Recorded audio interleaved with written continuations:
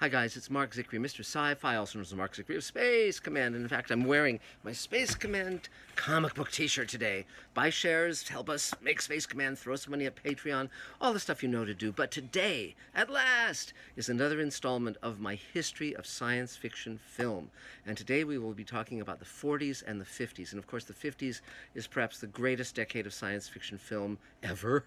You know, some people may argue about the 70s or the 80s or the 90s. We'll be getting into that period soon, and of course there are a lot of great movies in there too, as well as the 60s. We're going to talk about all of it, but today is the 40s and the 50s, and I've been making notes and all sorts of stuff. So we're going to get into it. We may have to break this into two sections. We'll find out as we get going. So first of all, before I even start talking and sharing what I know, I wanted to recommend the definitive book on 1950 science fiction films, and it is a tome. It's called Keep Watching the Skies, and a big, thick book. And this is written by my friend Bill Warren, who is greatly missed, and he was a phenomenal writer, a journalist writing about science fiction, film and television, and all sorts of stuff. And he was a very entertaining fellow, and most importantly, he interviewed pretty much everyone important in 1950 science fiction films. And Keep Watching the Skies, published by McFarlane, is available. Please buy it. It's a great book. I highly recommend it. It goes over every single science fiction and fantasy film written during the 50s. It is just terrific. It's definitive. And tons of photos. And Bill interviewed virtually all the people who had made these films, and so he really heard it from the horse's mouth. So I highly recommend that book, and make sure you get the most recent edition because he updated it, and you know, it's just great. It's just well worth the money and incredibly entertaining to read. So now let's start by backtracking just a little. You know, one of the things I've neglected to mention when I was talking about science fiction films of the early days into the 1930s was probably the most influential and greatest science fiction dramatization of the 1930s wasn't a movie. It was a radio broadcast, and at least this was certainly the most influential in America, and it was the 1938 broadcast of Orson Welles' Mercury Theater on the Air adaptation of War of the Worlds. And if you haven't heard it, you can go on YouTube. You can find it easily. It's quite wonderful. It was written by Howard W. Koch, who later would go on to be one of the writers on Casablanca. It was produced by John Houseman, who would win an Oscar for an acting role in the movie The Paper Chase. But he was one of Wells' partners and collaborators, and it's just a phenomenal job. And stars Orson Welles, of course, one of the geniuses who a few years later would do Citizen Kane, one of the greatest movies ever made. And what they did that was so brilliant was it was done as a Halloween broadcast a day or two before Halloween, and they moved the War of the Worlds. When the War of the Worlds was published in the 1890s, it had a huge impact. It was a great novel, and it was set in the Victorian era because it was published in the Victorian era. And so as a result, we read it now, and it's set in the 1890s, but back then, of course, it was set in the present day when it came out. And it was the idea of an alien invasion that would be totally devastating, there'd be no way to oppose it. And when Wells adapted it for his radio broadcast in 1938, he basically made it the modern day of 1938, and he moved all of the action from London and the environs to New Jersey and environs around New York and so forth, and it was presented as a series of news broadcasts interrupting a musical program, and then it becomes more and more exciting and thrilling and scary as it goes on. The challenge was, of course, that people were listening to the Charlie McCarthy Show, a radio ventriloquist on another network, a very popular show, and then he had a musical guest on, so about 5 minutes in, people tuned over to something else and found War of the Worlds, but they weren't told what it was. They just heard that there was destruction and attack going on, people being incinerated alive, and many of them panicked. So it was a huge news item. Really put Wells on the map, and he had to apologize publicly for it. Though later, interestingly enough, he did a radio interview where he and H.G. Wells, who wrote War of the Worlds, ended up being in Texas like a year later, and then there's a radio interview of the two of them meeting and talking, and that's hugely fun to listen to. And again, I'm sure you can find that on the internet. Google it, and I'm sure you'll be able to track it down. But this was the greatest science fiction dramatization of the 30s. And ironically, the other great science fiction dramatization of the 30s was H.G. Wells' own script for Things to Come, which William Cameron Menzies directed. And we'll be talking about William Cameron Menzies because he also made one of the great science fiction films of the 1950s. So that was the 1930s, and so we came out of that. It ended with the debut of Superman, probably the most famous and successful alien from space ever, and it also ended with the 1939 New York World's Fair, and that is a great documentary on it, which you can hunt down. It's called The World of Tomorrow, and the 1939 World's Fair looked forward to a brilliant, wonderful future. It had a terrific exhibit called the Futurama, where you see a diorama of the future of 1965, and it was filled with hope, but also it was right at the beginning of World War II, and so the nightmare was arriving, was upon us. And so in 1938 War of the Worlds, the reason why War of the Worlds was so effective and scared so many people was because everyone knew there was going to be a war in Europe. Everyone knew it was going to be devastating, and so there were fears of what would happen if America were invaded. So all of these things played into the effectiveness of War of the Worlds. And again, science fiction is always a mirror on its own time, and the fears and the aspirations of its time always soak in. So you get Star Trek during the space race and so forth. We'll get into all of this, but let's talk about the 40s and the 50s. So the 1940s didn't have a lot of science fiction films because, of course, from 1939 to 1945, World War II was in effect. America officially entered the war with the December 7th, 1941 bombing of Pearl Harbor and the Japanese attack.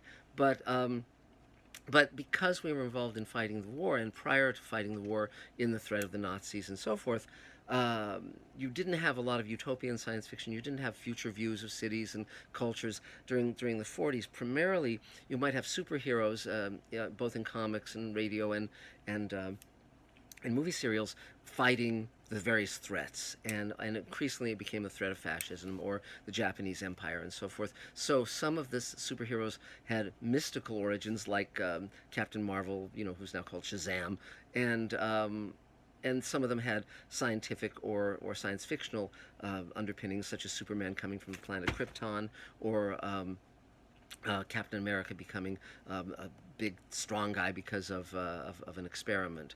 And so, but you did have a few science fiction-ish movies. You had Dr. Cyclops, about an evil scientist who shrinks people, but that was mainly kind of a horror movie. And you also had a version of Jekyll and Hyde starring Spencer Tracy, which wasn't a great film. And again, it's science fictional simply because he invents a potion that turns him into another kind of person, an evil sort of subhuman person. So, but beyond that, and then there were also the great Max Fleischer Superman cartoons of the early 40s, and those are terrific, and they were very influential on a lot of later animation, in particularly the Batman the animated series. But and also another reason there wasn't a lot of science fiction was because the science fiction writers, many of them, were off to war. They were fighting the war, or they were enlisted in propaganda aspects of the war, etc. And a lot of the scientists, of course, were brought into the Manhattan Project to create the atomic bomb. So again, there wasn't the same fertile field for science fiction in the early 40s. But the late 40s, we started to get things changing and ramping up toward a great era of science fiction in the late 40s and early 50s. And there were a number of factors that brought that about. And first of all, we won the war. And so people were coming back, all the fighting men were coming back, and they were determined to live a good life. And you had the rise of the middle class. You had the GI Bill of Rights, that helped hundreds of thousands, if not millions, of returning army and men and so forth go to college, buy houses. It was really phenomenal.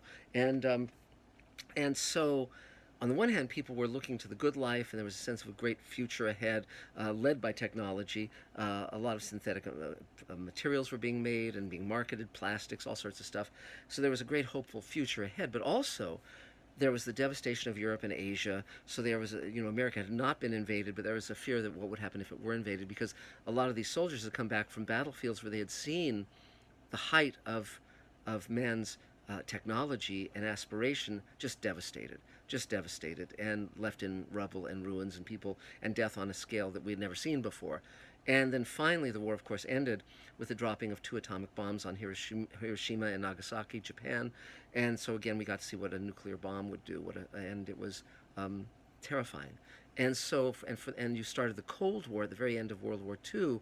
The Cold War was ramping up, and all of a sudden, you had the Iron Curtain, and you had the Soviet Union's ultimately getting their own bombs, and you had the missile race, where basically what happened was the scientists who had built the V2 rockets, the ones who had been rocket hobbyists before World War II, Wernher von Braun and all of his people working at Peenemünde, they were designing the V1 and V2 rockets. Basically, the Russians got some of those scientists, and the Americans got some of those scientists in something called Operation Paperclip, and they brought them to America. They started building and designing missiles to carry nuclear weapons, and the Soviets had the same. And so you started to get missile proliferation. You got the Cold War, and for the first time in man's history, there was the possibility of mankind destroying itself. So on the one hand, in America, you had a lot of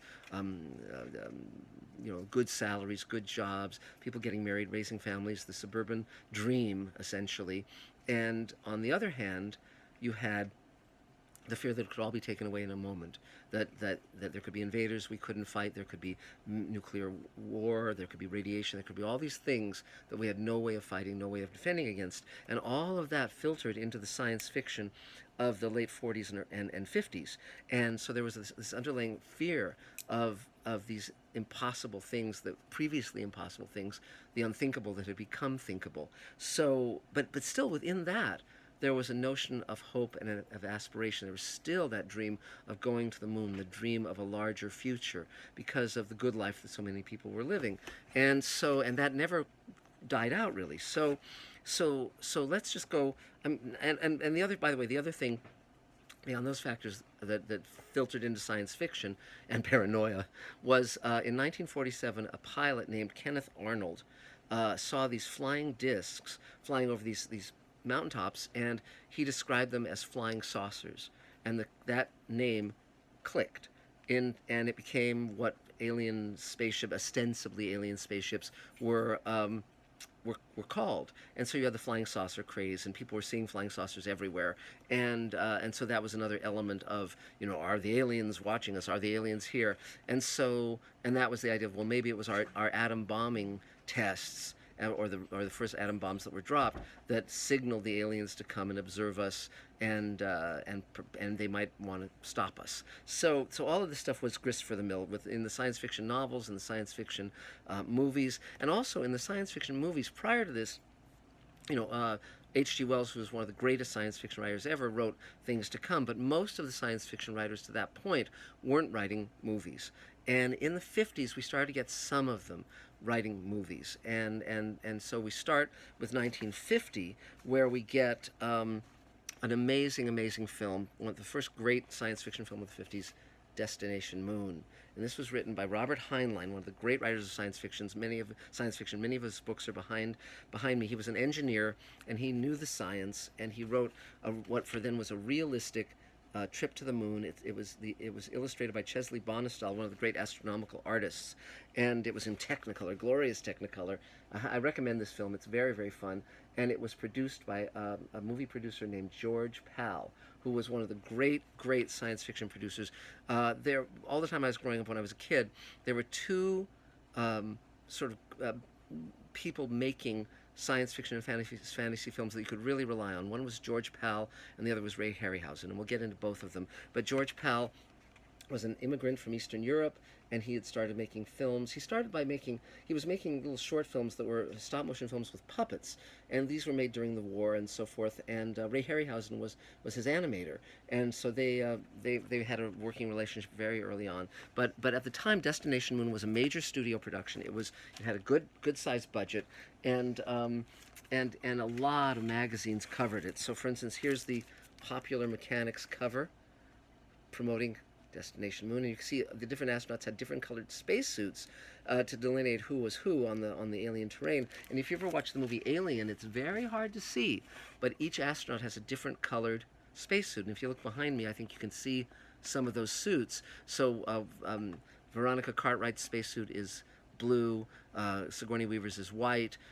Dallas's spacesuit is that sort of pinkish color, etc. So this was again carryover from from this. And also in 2001, the spacesuits are different colors as well, multicolored. And then here's Astounding Science Fiction, which John Campbell was the great editor of, and he published Heinlein. He was Heinlein's great publisher in magazines. And here you can see this great color cover promoting Destination Moon. And again, these were just it was so exciting, and the effects were very, very good, and it was very fun. Though there was a cliche in science fiction movies that you saw a lot in the 50s, which was sort of like, there's one guy on the crew who's really dumb. He's like from the Bronx, or he's a hillbilly or whatever. You see that in Forbidden Planet 2, and he doesn't seem to know the first thing about space travel. It's like, what? Wait a minute, I'm floating in air. What's going on here? And then one of the other scientists goes, well, there's weightlessness in space.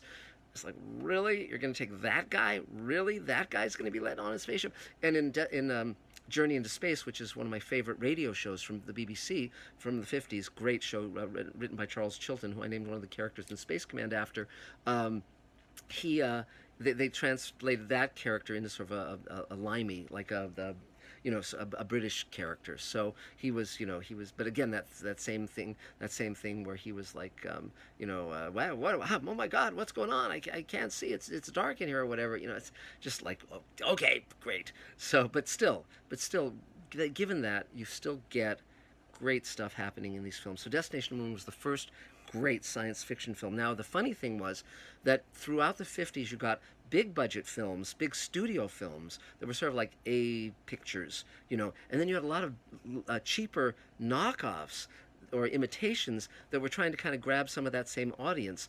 And so you'd get so Rocketship XM was a lower budget science fiction movie about a trip to the moon that actually gets knocked off course and lands on Mars.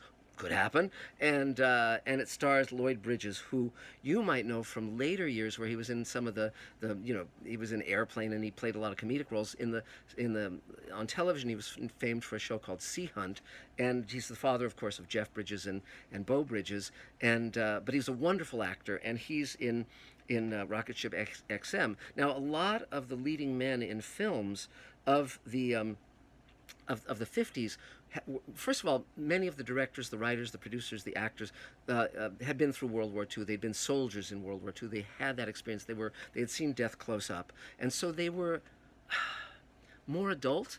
They were tougher. I used to refer to them as young old men. I think in the Twilight Zone, I use that phrase, in the Twilight Zone companion, because they were more mature, they were tougher, they were stronger.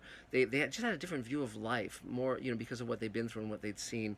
So it gave a weight and a gravitas to a lot of these, particularly these lead actors, who were also trained.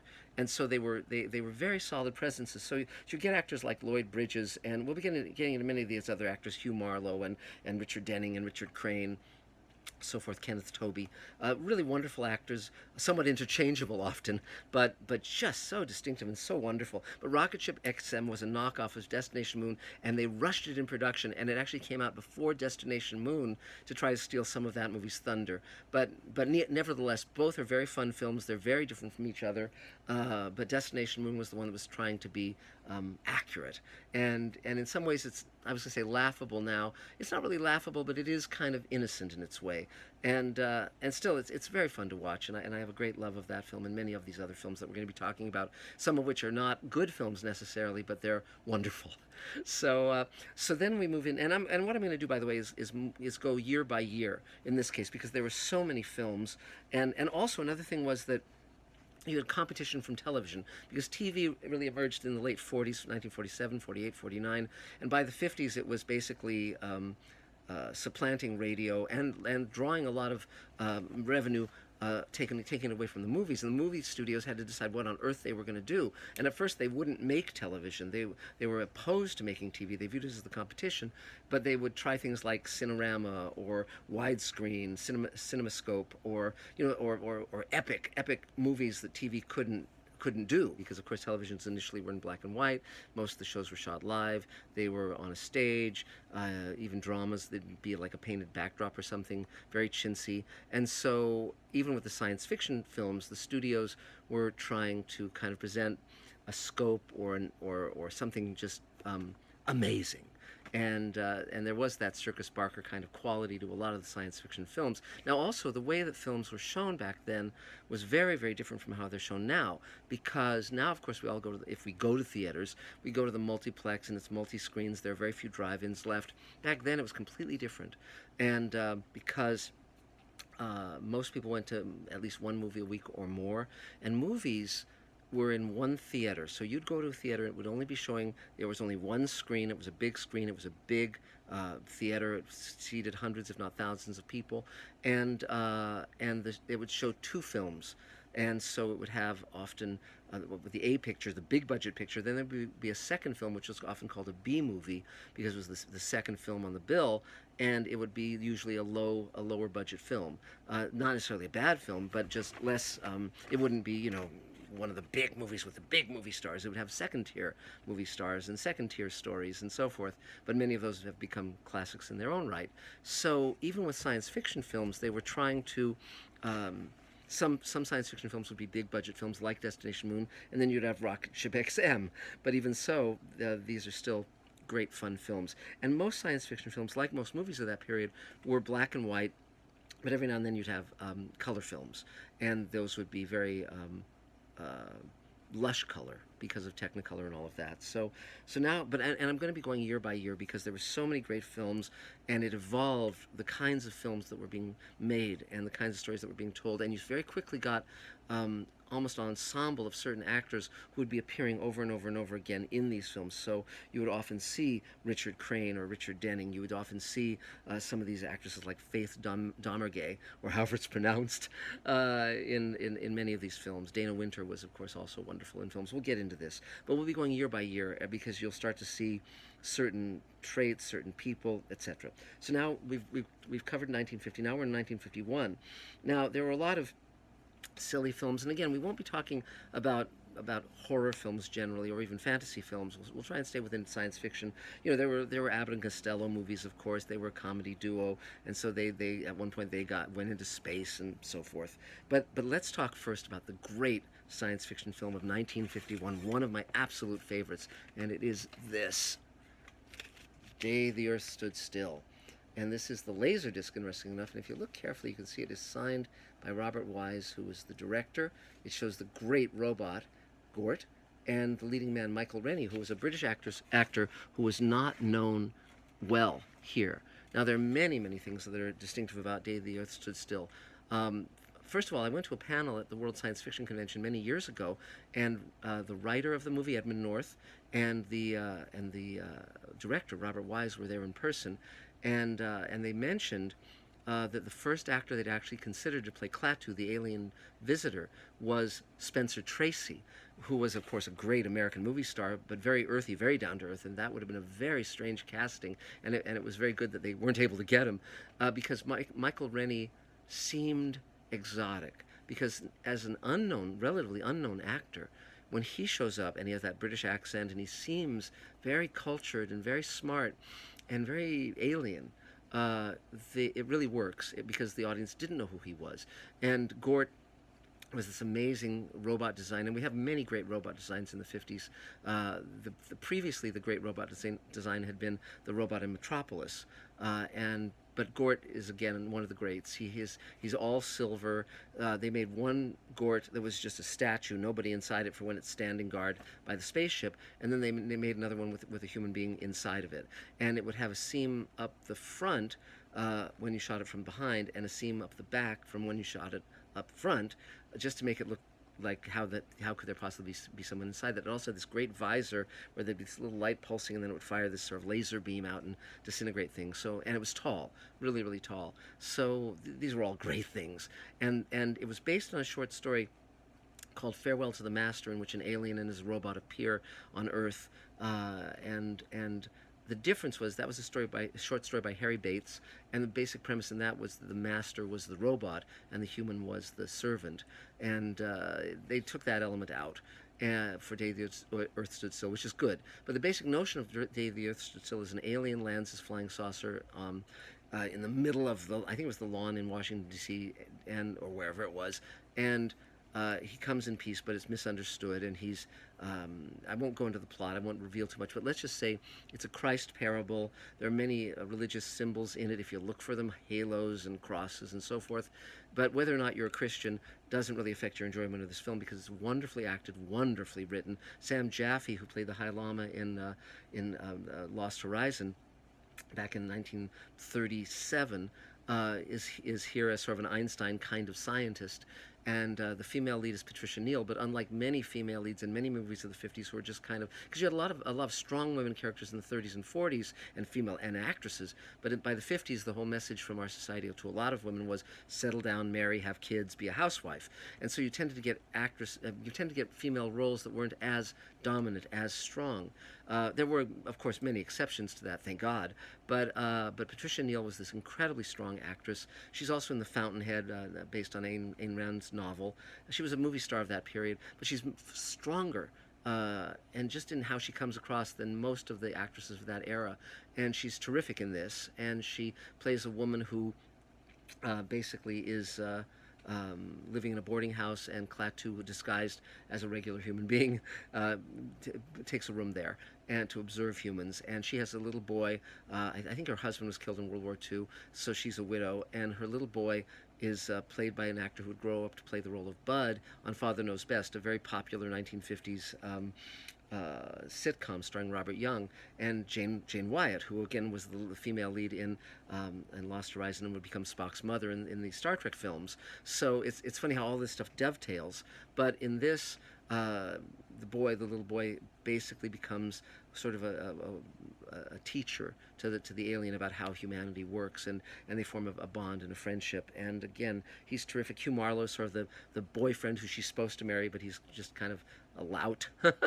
and the music's by Bernard Herrmann. It's got this great synthetic score, theremin. The theremin was an electronic instrument that started to appear in a lot of science fiction movies, and you'll recognize it immediately. But Bernard Herrmann, who wrote the brilliant scores for such films as Citizen Kane and Psycho and even Taxi Driver, wrote one of the great scores for Day the Earth Stood Still, phenomenal. And he was also writing, a few years later, he'd be writing brilliant scores for the Twilight Zone. And again, many of the people who were in these films in various capacities would work on Twilight Zone as well, and we'll get into that too, because Twilight Zone was the first great science fiction TV series.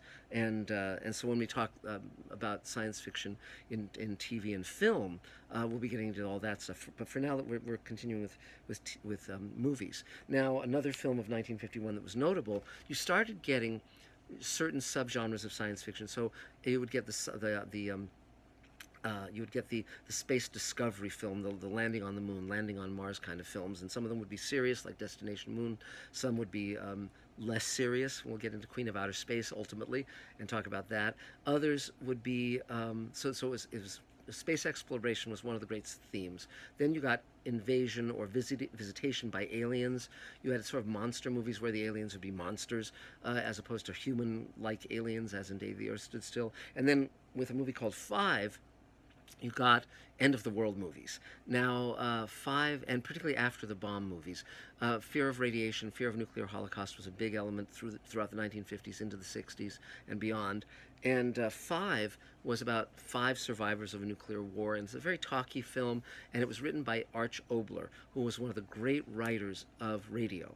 And Arch Oboler wrote a great show called Lights Out on radio. He had the giant chicken heart that Bill Cosby, who was a comic in the 60s and, became dishonored in more recent years. But Bill Cosby did a comedy routine about hearing the giant chicken heart on the radio, and it's scaring the hell out of him as a kid.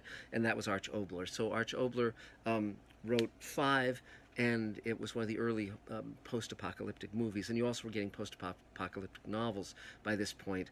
Canicle for Leibowitz and many, all the major science fiction writers, one way or another, took a crack at writing their post-apocalyptic novels. And we've talked a bit about that. We'll get into that more over time. Now, by the way, Robert Wise, getting back to Day the Earth Stood Still, and by the way, here's the Blu-ray of it. I recommend that's got some great extras on it. Robert Wise had a phenomenal career as in Hollywood. He, among other things, he edited Citizen Kane, so that alone would put him in the pantheon. And then he started directing features. He did the sequel to Cat People, which was very, very good. He did, and then he started doing. He was very diverse in what he directed. So he's known now for Sound of Music, West Side Story, Star Trek: The Motion Picture, which we'll get into when we get into the 80s and 90s, and 70s, of course, because that was 1979. But he just directed a wide variety of kinds of films, and he never pandered. So he'd bring his A game to everything he did. And so Day the Earth Stood Still is a phenomenal film. It shows people all over the world. It's got tanks and army stuff, and the technology of the aliens, the way the saucer opens like seamless, is really cool. The design of the saucer is great, and Klaatu's outfit, what he wears. It's the film's a black and white film, but you can find some color stills of it if you search the internet. And Gord is great design too.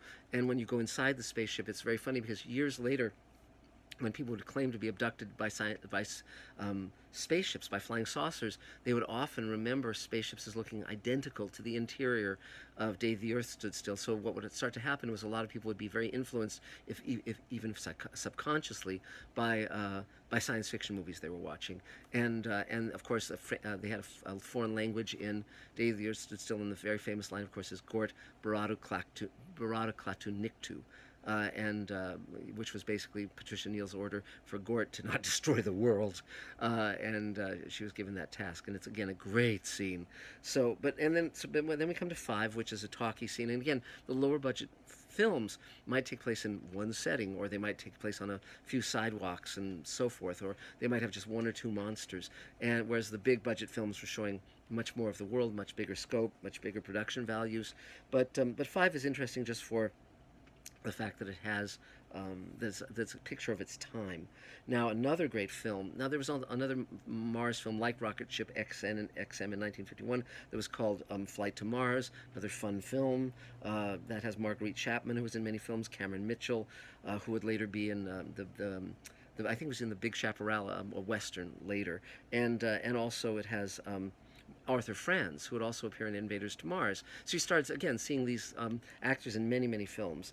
And but it's an okay film, a disposable film, it's okay. But then we get to a great film, which is The Thing. And it's also known as The Thing from Another World. Now, the fascinating thing about that is this is the book that was released when the movie was released. This is actually the second edition. I had the first edition, which was published earlier, and it was written by John W. Campbell, who was the editor of Astounding Science Fiction. He had a huge influence on science fiction, but he also wrote short stories and novels. And this is Who Goes There is about a polar expedition, a scientific expedition to the Antarctic that encounters a crashed flying saucer and its crashed alien pilot. And the pilot is frozen in a block of ice, but is not necessarily dead. And it's a great horror story / science fiction. Interestingly enough, H.P. Lovecraft wrote another great polar science fiction horror story called At the Mountains of Madness. And when he submitted it to John W. Campbell, it was rejected initially because Campbell had his own short story set at the pole in the Antarctic. So they're very similar in a lot of details. And so Lovecraft was very pissed off at John W. Campbell. But there was one element in Who Goes There was made into the movies, and a lot of science fiction novels would be optioned for the movies, but they wouldn't often get made, or they would get made many decades later. Now, this one was produced by Howard Hawks, one of the great movie directors, and directed ostensibly by his assistant Chris Nyby, and there was quite a controversy about that because the movie has a lot of Howard Hawks' touches, signature touches. So, for instance, characters talking over each other, and there's kind of this wonderful flirtation between the male lead Kenneth Tobey and the female lead, and it's just Margaret Sheridan, and the phrase "keep watching the skies" comes from this movie, and James Arness plays the monster. And James Arness would later become famous as Matt Dillon on TV's version of Gunsmoke. But for now, he's just a really tall, big guy. I actually met him years later, and he was enormous. He was a gigantic human being. He was something like 6'7", and just big. And he had been through World War II and actually had a major limp from a wound in World War II. But as an actor, he was able to train himself to not limp on camera. But between takes, I was on the set of Gunsmoke.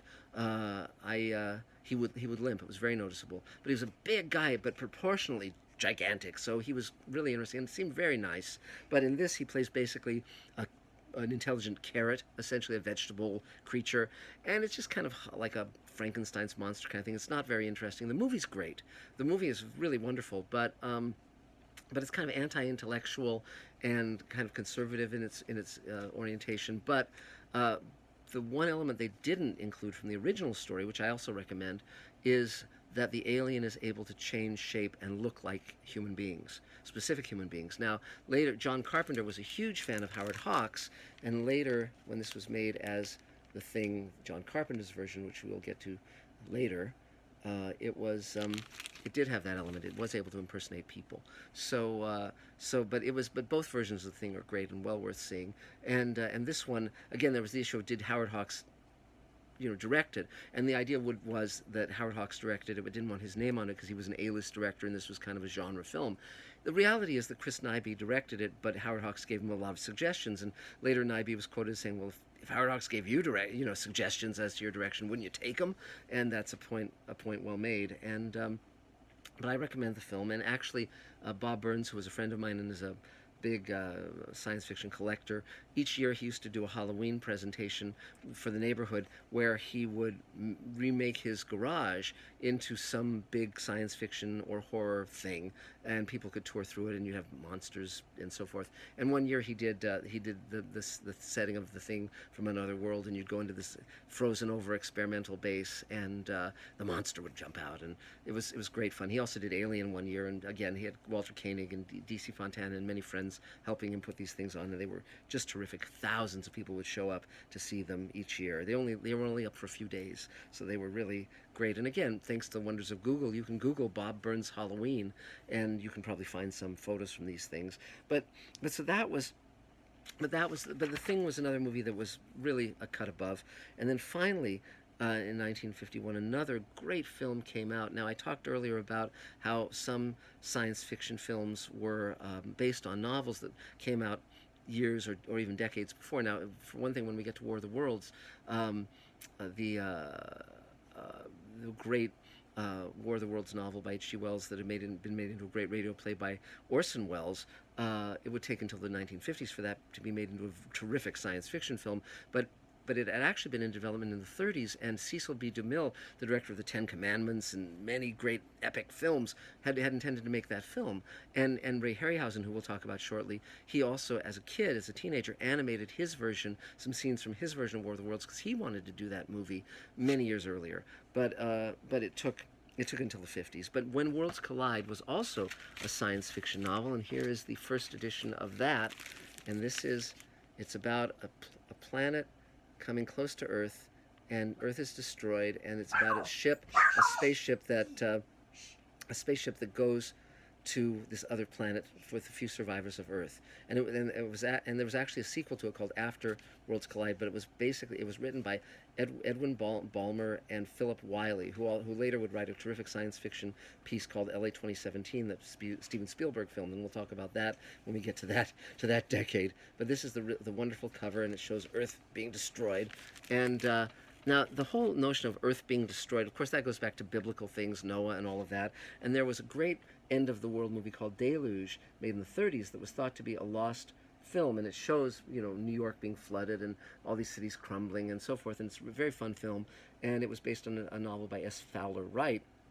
And so the scenes of New York being flooded and skyscrapers toppling, you see that also in When Worlds Collide. This is the DVD of When Worlds Collide, and has this great spaceship, and the spaceship takes off a track, and so Space Command does the same thing, and that's my little nod to When Worlds Collide, and this was produced again by George Pal. So George Pal, and he went to conventions, and he was a wonderful man, very enthusiastic, loved what he was doing, and so he had his heart in the right place, and he would put detail in, and he made many wonderful science fiction films. We'll be talking about them as we continue, but When Worlds Collide is a wonderful, fun film. It stars Barbara Rush, who would later be in the Twilight Zone and many other things, and John Hoyt as the wheelchair-bound millionaire who finances this project. And he's evil, and not exactly evil, just kind of self-involved. He's kind of like a wealthy narcissist who only cares about himself. And I'm not going to name any modern characters who that might ring a bell with, but he's great in it. Now, later he would play the first ship's doctor on the first pilot of Star Trek with Jeffrey Hunter. He would be in several episodes of The Twilight Zone, including the one, Will the Real Martian Stand Up, Please Stand Up, where he plays the three-armed Martian. Here he's quite marvelous, and again, he had been initially in the, he'd met Orson Welles and acted with Orson Welles and Catherine Cornell's traveling stage productions, and so he knew Wells during the Mercury Theater days. He was one of the Mercury Theater. Now he's in When Worlds Collide here in 1951. So again, and this was the great era of movies as well. You had Kirk Douglas and Burt Lancaster and all the great stars, Humphrey Bogart, working in films. This was the heyday of the golden age of cinema. The Humphrey Bogart, etc. John Huston was directing movies. We'll get into some of that stuff. But 1951 was a great year. It was followed, of course, by 1952, which was a less great year. And if you look at that, there's Red Planet Mars, which is about a communist thing, and it's not very good. There's also Radar Men of the Moon, from the Moon, which was a serial, and Zombies of the Stratosphere, which was its sequel, both in 1952, Republic serials. And that was only distinctive for the fact that it starred a young Leonard Nimoy as an alien. So, it's not really great. It's not great. But and serials basically, they would show half-hour serials that would form a larger story, and you'd come back each week, and there'd be another half hour, and they had cliffhangers. And they're cheaply made, and some of them are fun, and some of them are less fun. but that's okay. So, and again, the thing with the film from the 50s is, some of us will watch them and just say, nah, this isn't for me. Some of us will watch a lot of them and say, well, these are great, we love these. And others will say, well, there's a handful of them you like, but most of them are crap. So again, it depends on your spectrum of taste and willingness to suspend disbelief. But now we move to 1953, and again, we get a good year. And that has Beast from 20,000 Fathoms. Now that is a great film, because it not only has a great creature, and Cecil Kellaway, who is a wonderful actor you would see in Twilight Zone. He was in many films. He's in I Married a Witch, the great René Clair film with Veronica Lake and Frederick March. And Cecil Kellaway is in a wonderful episode of The Twilight Zone. He was the first cousin of Edmund Gwenn, who played Santa in Miracle on 34th Street and would later star in Them, which we'll talk about shortly. And they were both these kind of lovable British older actors. But Beast from 20,000 Fathoms is about a creature that comes up out of the sea, and sort of like a dinosaur. And it was based on a short story by Ray Bradbury. Ray Bradbury was walking one night with his wife, and there was a pier that had sort of collapsed, and it lay in kind of ruins, and the metal structure of it was kind of like spars coming out like a rib cage or whatever, a backbone. And Ray said, "Wouldn't that be amazing if that was a dinosaur?" And he went home and he wrote The Foghorn. And the basic idea of that story was a foghorn's call sounds like a dinosaur's call, and a dinosaur comes up out of the water drawn by its call. And it was just a short story. That was pretty much all it was about. But so they optioned that story for Beast from 20,000 Fathoms, and they actually had a scene where the stop motion animated monster dinosaur basically stands up on a lighthouse and wrecks it. But But this was a film animated by the great Ray Harryhausen. Now, Ray Harryhausen and Ray Bradbury were both friends. They met each other when they were teenagers, growing up in Los Angeles. They both had similar loves. They both were members of the of LOSFAS, the Los Angeles Science Fantasy Association, and along with Forrest Ackerman, another great fan and writer and editor of Famous Monsters of Filmland magazine. And so Ray Harryhausen animated the monster. He was very influenced and inspired by King Kong, and so he, was one of the great stop motion artists of all time, and I knew him. I worked with him. I basically teamed with him to make some of his unmade projects. I outlined the sequel to Jason and the Argonauts, Jason and the Underworld, and so we'll get into all of that as we go on. But this is a very fun film. There was also a low budget film called Catwomen of the Moon, and you also had the 3D craze because studios were trying to figure out how to compete with TV, and so they had the Technicolor and CinemaScope and 70 millimeter and Cinerama and all these things, and so one of the things was 3D, and so some of these films were made in 3D, and I think Catwoman of the Moon is a 3D film. Most of the versions you'll see, certainly the versions on TV, are 2D. There was also a serial called Commando Cody, Sky Marshal of the Universe, and had a guy in a flying suit, and the great thing is he wore this bullet-shaped helmet, and then he had this flying belt that said up, down, left, right, simple controls, but it was still very fun, and later it was made into a TV show in the 50s, Sky King, and also Rocketeer, the character Rocketeer, who would later be in comic books and movies, was very inspired by that character. So Commando Cody is actually a lot of fun, and the look of his flying rig is really, can't be beat. Now, at the same time, you had a number of people who were emigres. George Pal, as I mentioned earlier, was an emigre from Eastern Europe. Because of the war, many people had come either before or during or after the war to America for safe haven. And there was a man named Kurt Siodmak who became a writer for movies in the 40s, and he actually wrote the movie The Wolfman and came up with that great poem that's mentioned in the Wolfman movie about, even he who is pure of heart can become a werewolf, blah, blah, blah. And then he wrote a novel in the 40s called Donovan's Brain. And this is the first edition paperback of it, and it's great. It got a great cover, as you can see. And actually, I met Kurt Siodmak. This is his signature. When I met him, he was an older gentleman. He was very, very smart, and he spoke with a thick German accent, but he wrote with a great ability to replicate English usage and idiom. He was a very, very good writer, and Donovan's Brain is perhaps what he's best known for, other than the movies he wrote for Universal Studios as the monster movies. But the basic plot of Donovan's Brain is that a sort of a very narcissist. Let's try it again.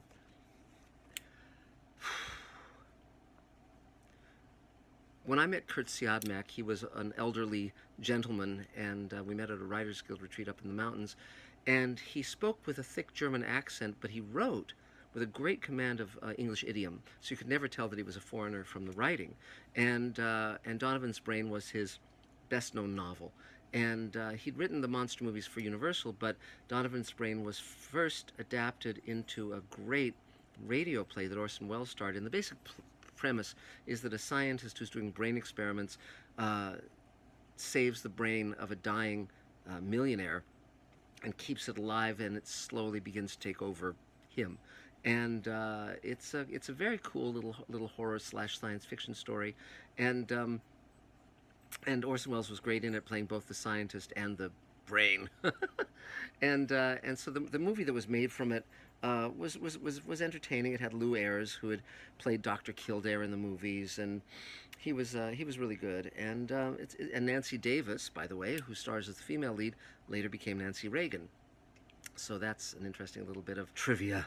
But there were other great movies in 1953 as well, and among them were Invaders from Mars and It Came from Outer Space. Now, Invaders from Mars is one of the great paranoid science fiction movies of all time. It is, here it is, Invaders from Mars. And it's just a wonderful film. It stars Jimmy Hunt as a little boy whose parents are taken over by evil Martians who crash or land basically and hide themselves in a sand pit near his home. And it is it really dramatizes the fear of every kid that mommy and daddy will stop loving me, and it's just. It was directed by William Cameron Menzies, who of course was the great designer of Gone with the Wind and Thief of Baghdad, and he had directed Things to Come, and which had an astonishing visual look to it and composition. And Invaders from Mars, he did the same thing, where he would make, because it's told from a child's point of view, there are a lot of props that were made too overly large, and so, for instance, when the little boy goes to the cops to tell them that his mom and dad are, taken over, the cop is looking down from this huge rostrum, and the Martians are really cool and creepy. Notably among them, this head Martian in a globe, and there's mutants, these guys who are holding the unconscious girl. It's just a lot of fun. It's in color. It's very memorable, particularly if you see it when you're a kid, and it's a huge amount of fun. So that's one that I can highly recommend. And then we get to It Came from Outer Space. Now, It Came from Outer Space is based on an outline by Ray Bradbury, and it's directed by Jack Arnold, who would direct many of the great science fiction movies of this era. And Ray told me about writing it, and again, there's a lot of paranoia of the time, and it's paranoia because this was also during the blacklist, when it was, there's communists are everywhere you go, and they'll seem like normal people, but they won't be, and that fear kind of fuels Invaders from Mars, and It Came from Outer Space. Later it'll fuel Invasion of the Body Snatchers, and though one can use that notion of loss of self to mean any number of things, and various science fiction critics have and film critics have done that. So it could be communist invasion, or it could be the blacklist itself, or it could be fascism or crushing of the individual, any number of things. But these all were factoring through into science fiction. So It Came from Outer Space. Ray was hired by the studio to write the outline. And then it was very, very detailed. It was about aliens who crash land and are trying to repair their spaceship, and they're taking various people over. And it was shot in 3D, very distinctive. It has Russell Johnson in it, who would later play the professor in Gilligan's Island. And it also has, Richard Carlson and Barbara Rush. And again, these were very well-known actors during this period. And but Ray told me, it was very funny, because the outline was something like 70 pages. And they said, well, do you want to write the script? And he said, well, no, because he hadn't really written scripts. And this is before he did Moby Dick, and for John Huston. And so they hired another writer to adapt it into a screenplay. And Ray said all he did was he changed the margins, because Ray had written all the dialogue. Ray had written, everything. And so it was like he said, I never would do that again. I would, I learned that lesson. But it's still a very fun film, and it has a very compassionate view of those who are not like us, and which is surprising for the time, and so it's again a cut above. And Jack Arnold, who directed many films, including Creature from the Black Lagoon, Jack Arnold loved to shoot out in the desert, in the California desert, and so there's a feeling of the desert and the cacti and all of that, and he really has a feel for it, and it's a fun film, and in 3D it's very effective. So also that year, you also had The Magnetic Monster. Now, we had talked about German emigres and Eastern Europe emigres coming to America and making some of these science fiction films. Well, in this case, this was an actual German science fiction film that they bought and then shot matching scenes in English so they could use the big production value of this. And this was directed by Kurt Siodmak, and it was adapted by Kurt Siodmak and Ivan Tors, and stars, again, Richard Carlson. And but the funny part is, if you watch this movie, which is quite fun, by the way, when it goes to the big epic stuff, it's German guys, and usually in wide shots, but it's entertaining and fun, and again, you can really enjoy it. So now, beyond that, another film of 1953 was. Now, we mentioned Robert Heinlein, the great writer of science fiction. Many of his books are behind me. And he only is credited with 2 movies, if you don't count Starship Troopers, which he didn't write, but was adapted from his Hugo-winning novel. That's the first edition behind me there. But he was hired to write a TV pilot and a following episode, like 2 episodes of a TV pilot about people going to the moon. And it was rewritten badly by the producer, and I guess it didn't sell as a TV show, so they released it as a movie. And here it is, Project Moonbase, and it is rather charming, oddly enough. It's I actually enjoy this. First of all, you can see that the heroine and the hero who both go to the moon wear beanie caps and T-shirts. So, if you look here, you can get a photo. There they are, and so you can see that it's pretty ridiculous. The film, despite the fact that it has lurid colors on the cover, the film is actually in black and white, and it has Hayden Rourke, who later would be known for I Dream of Jeannie, and it has a female president of the United States. Other than that, it's pretty low budget, and but for those things, it's fun to watch and fun to see kind of Heinlein being treated well in Destination Moon and treated not so well by Hollywood in Project Moonbase. He's also they published a book of some of the other things he wrote that were intended for TV and films, and you can again find that on eBay or Amazon, and it's interesting because he was trying to do scientifically accurate science fiction. And by the way, a lot of the prose science fiction writers of this period, Charles Beaumont and so forth, they looked down on these films. They found them really stupid and cheesy, and they felt they were giving science fiction a bad name. Now, and they called it science fiction. Now, Forrest Ackerman, who was by then editing Famous Monsters of Filmland magazine, he coined the term sci-fi because this was hi-fi was popular, and he came up with sci-fi because he liked puns and wordplay, and that caught on, and sci-fi became the term for all of these movies, and that's fine. I don't have a dog in this race, but again, you can see, and I'm not even mentioning all of the movies from this period. I mean, Phantom from Space and Mesa of Lost Women and Spaceways. That's kind of a boring science fiction movie. I think the plot was to capture meteorites or meteors or asteroids or something in a spaceship's mouth. And the one thing I remember from that film is there's a close shot of an astronaut who gets killed in space. I think it's a skeleton, like a skull in a space helmet, and it's a shocking close-up as he floats by, and that was shocking. But and then there's also Robot Monster, which some people like. It's a really goofy film where they took a gorilla body and this kind of robot head, and that was their monster, and it's just a little bit goofy, but c'est la vie. But the other great film of 1953 is War of the Worlds, and this is another great George Pal movie, and I have the book of it here. This is the edition that came out when the movie came out. Now, it's you if you've seen this movie, you absolutely recognize that spacecraft or that Martian ship. Here's the skinny on that. Now, Orson Welles had done the radio version in 1938. Cecil B. DeMille tried to make it in the 30s. Ray Harryhausen had done some animation. You can go onto Harryhausen's DVDs and find some of that test animation he did, which is distinctive, if not great. I mean, the Martians look kind of goofy, but the War of the Worlds film that George Pal did, and again, he did Destination Moon, he did When Worlds Collide. He was really one of the great science fiction filmmakers. So this was directed by Byron Haskin, who later would direct Robinson Crusoe on Mars, another one of my favorite films, and produced by George Pal.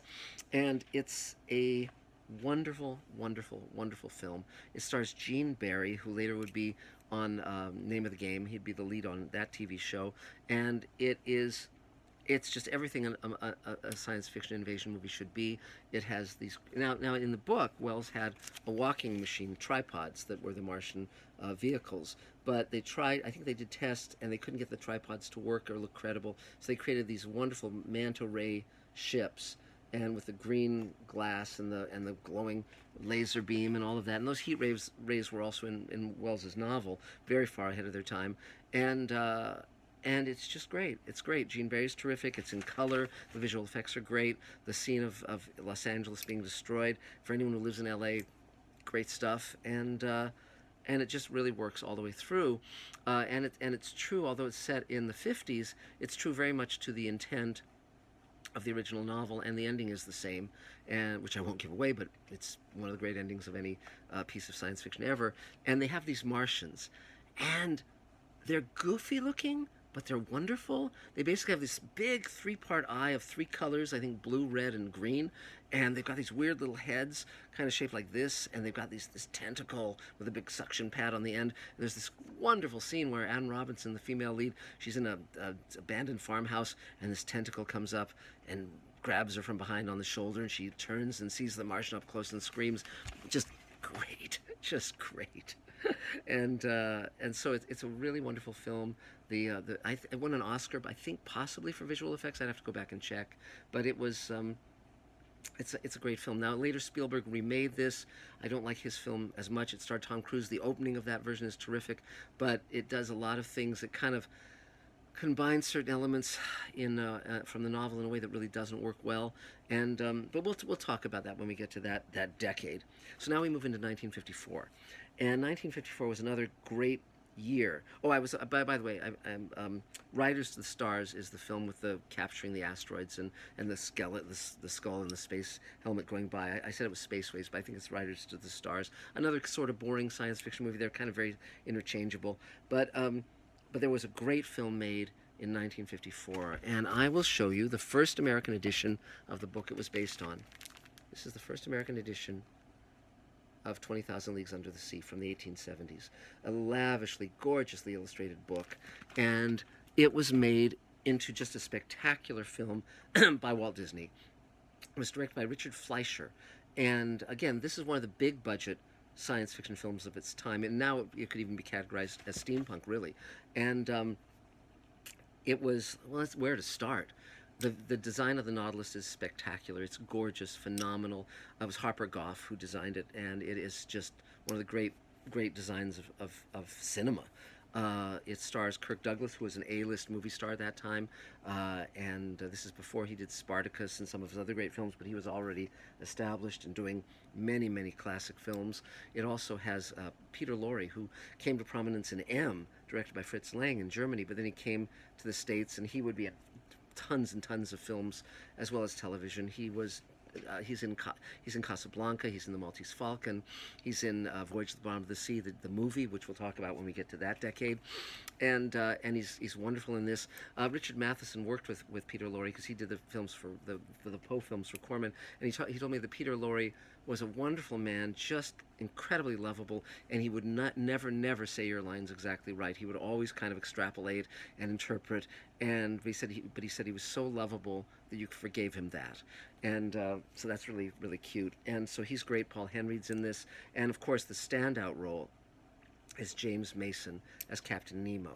Now, James Mason had established himself as a leading man, and this was where he was starting to go into middle age and play more character roles.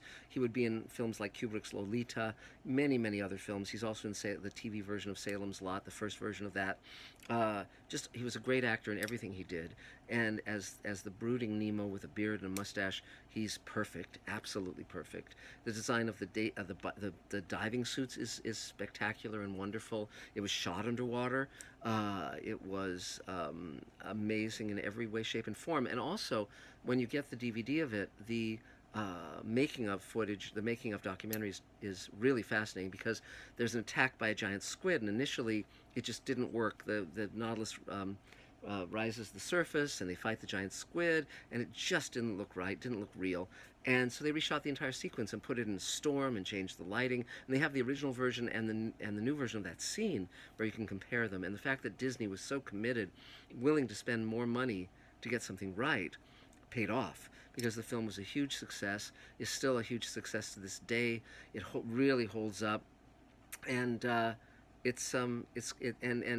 again, James Mason is great as the tragic anti-hero Captain Nemo, who is determined to try to stop war by using the weapons of war. And interestingly enough, when Jules Verne first wrote it, he initially gave Nemo a different backstory, and then was asked to change it because it was an attack on, I believe Nemo was an Indian prince, and he was rebelling against the British Empire, and I think the French publisher was concerned that this would hurt sales in England, which was one of their main buyers, one of their main markets. So he changed the backstory of Nemo, and it still is great. Now, also, when I was a kid, and I was born in the 50s, when they opened Disneyland, they didn't have enough stuff to put in Tomorrowland.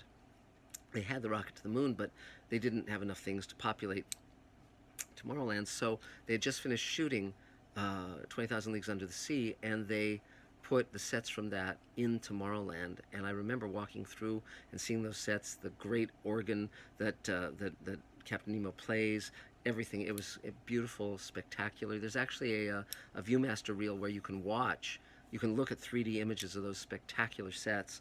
And now the film was directed by Richard Fleischer, who would direct many features, and he was the nephew of Max Fleischer, the great animator who did the Superman cartoons and the Betty Boop cartoons. And Richard Fleischer was really up to the task in terms of directing 20,000 Leagues Under the Sea. So that was so basically 1954. Already, it was a great year for science fiction film, but also The Creature from the Black Lagoon came out that year. Oh, by the way, so it was Paul Henreid in 20,000 Leagues Under the Sea. It was Paul Lucas, a similar kind of European, quasi-European actor, but again, he was okay, a little forgettable. But Creature from the Black Lagoon stars Richard Carlson, Julie Adams, Richard Denning. It's an amazing film. It's again, it sort of is in on that borderland between horror film and science fiction film. It's about an Amazon expedition that finds this gill man, this evolutionary cul-de-sac where it's sort of half human, half fish, and the design of the Creature from the Black Lagoon is iconic, of course, and Guillermo del Toro, of course, riffed on it in Shape of Water recently, which our Space Command star Doug Jones starred in as the creature. And but Creature from the Black Lagoon was again directed by Jack Arnold. It was in 3D. If you haven't seen it in 3D, I urge you to go see it in 3D because it's amazing, an amazing film. The great standout sequence in that entire movie is where Julie Adams is swimming, and the creature is swimming under her, unbeknownst to her, and it's almost like a ballet. And it's beautiful, it's eerie, it's fascinating, it's romantic, and in 3D you can see the water and the depth. And again, this was really shot underwater, and the swimmer was able to hold his breath for a long, long time. The actor who played the creature underwater was different than the actor who played him when he's walking around above water. So the fluidity of movement and the grace is unique to that actor, and he's just his name was Rico Browning, and I saw him at a convention not long ago signing. I don't think he's passed away, but someday I'll have to buy a signed photo from him if I can. That'd be terrific. But he's just spectacular, and it's interesting because when Guillermo del Toro saw that scene in the movie when he was a kid, he assumed that the lady was going to end up with the creature because it was such a romantic scene, and Guillermo had such empathy for the monster. And of course, that isn't the way it works in the movie. They wouldn't have had a girl go off with the monster in a love affair back in the 50s, but that's how Guillermo saw it in his mind, and ultimately did that version of the story pretty much in Shape of Water. So it's very interesting to see those two different versions and see again how this influences that, because again, all of us who work in film and TV, we're inspired by what has gone before. We're creating work that's inspiring others, and we know many of our heroes, the ones who are still with us. We seek them out because at science fiction conventions you can meet your heroes, and it's a wonderful, wonderful experience to be able to be mentored by them, be admired by them. When you create something that they like, you're on top of the world. And but again, Creature from the Black Lagoon was hugely influential, and there have been any number of gill men, as they're called, aping the creature, but this is the original one, and I think the best. And they did a couple of sequels. We'll talk about those a little bit, but not nearly as good. There was also a robot movie called Gog that's fun, and there's also Killers from Space, which is a weird thing with aliens with like eyes like ping pong balls. And the thing about Killers from Space that should be noted is it stars Peter Graves, who later became well known for Mission Impossible, in which he starred the TV show, and also for Airplane, and he became a comic actor like Leslie Nielsen, like Lloyd Bridges. He was used in movies like Airplane and The Naked Gun and so forth.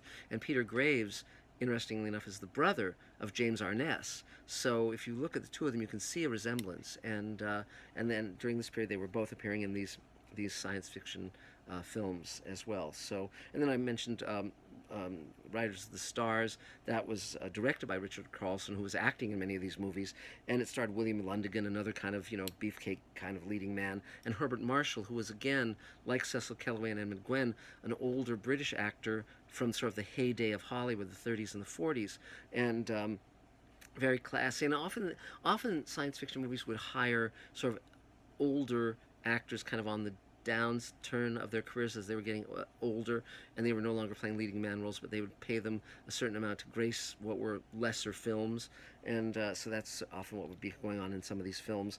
Then you get a Target Earth, which is a really fun alien invasion movie, which is robots attacking Earth coming out of flying saucers, and that stars Richard Denning, again, who we saw in Creature from Black Lagoon, and it's fun. It's a fun film. It's goofy, and just I have an affection for that film. And then finally, you get to one of the other great pieces of science fiction lore and amazing film. Let's see if I have it here. I have it here, indeed. I do. Them. Now, Them was, it's a great film, and it's about giant ants in the sewers of Los Angeles. These ants have been created by radiation. It was the theory that and in a lot of science fiction movies, you started to have movies where radiation causes certain creatures to grow, causes certain people to shrink, all sorts of things. They start having that, and radiation was always the culprit. And so in Them, this was, again, classier than a lot of the other movies. It sounds ridiculous, giant ants, but it's actually a really fun film. It has a great opening scene with a terrorized child, and it has a really good cast. James Arness, who would have been the intelligent carrot monster in The Thing, by 1954 he's getting better roles, so he's the lead in this movie. And also Edmund Gwenn, who we talked about, who played Santa in Miracle on 34th Street, is the scientist in this movie, clean-shaven, whereas he had beard in Miracle on 34th Street. And you've got James Whitmore in a supporting role. Now, James Whitmore is wonderful in this film. He plays a cop, and he was always a terrific actor. And earlier he'd been kind of a stock player. He'd been one of the two gangsters, along with Keenan Wynn in Kiss Me Kate, a musical of this era, which is also shot in 3D, by the way. And then he would go on to be just absolutely brilliant in a terrific hour-long episode of The Twilight Zone called On Thursday We Leave for Home, and then he'd be equally memorable in The Shawshank Redemption when he was an older man. And but Them, the giant ants are not as great as we could do them now, but they're scary. The sound they make is scary, and this is a very effective film. And the success of this film led to many other giant creature films. You got tarantulas and praying mantises and on, and we'll get into some of those films too. But that was 1954. Another good year for science fiction. Now we're going to be getting into the second half of the 50s shortly, where we'll talk about films like 20 Million Miles to Earth and the Quatermass films and Forbidden Planet, which is a landmark all its own. But I think we'll break right now with just the first half of the 1950s. Again, please contact me if you want to buy Space Command shares. This is a real important turning point where we're building the sets, building the costumes, getting our actors together, but we need more money to be able to rent the space, kit it out as a soundstage, and roll camera. And so this will allow us a lot of possibility. But beyond that, I really enjoy doing this history of science fiction. If there's other things you want me to talk about, please just comment down below, and be sure to subscribe, spread the word about Mr. Sci-Fi. We want more and more people to know about it. And by the way, I missed lobbying for a Hugo this year, because they now have a best podcast category for the Hugos, but I would love to be nominated for a Hugo and, of course, win one. I've already been nominated, but I'd love to win one. So if you're a voting member of the World Science Fiction Convention from this year, or you plan to go next year, nominate Mr. Sci-Fi. I will gratefully accept. So just a word to the wise. But that's so that's it for now. This has been a little bit of an overview of science fiction movies of the 50s. If you haven't seen any of these films, check them out. They're really fun, and there's a great quality of earnestness to them. They aren't tongue-in-cheek. They aren't silly. I mean, some of them are inadvertently silly, but this is people trying to really make entertaining content. And back then, they didn't have video cameras, they didn't have cell phones, they didn't have any of that stuff. It cost a fortune to make anything. It was all shot on film, and you needed a crew, you needed the whole 9 yards. And so anyone who made anything, good, bad, or indifferent, we want to honor these people. And the few that are still alive, the few that are still with us, you can meet them at conventions, you can take them out for a drink, you can thank them for what they gave to us, because we're better for the work that they did. And so that's it for now. Subscribe to Mr. Sci-Fi. You can check me out on Facebook or Twitter, and now we're on Instagram at Space Command Series if you want to check that out. And, spacesuit contest coming up, all sorts of stuff coming up. So we'll talk very, very soon, and thanks, guys. Bye.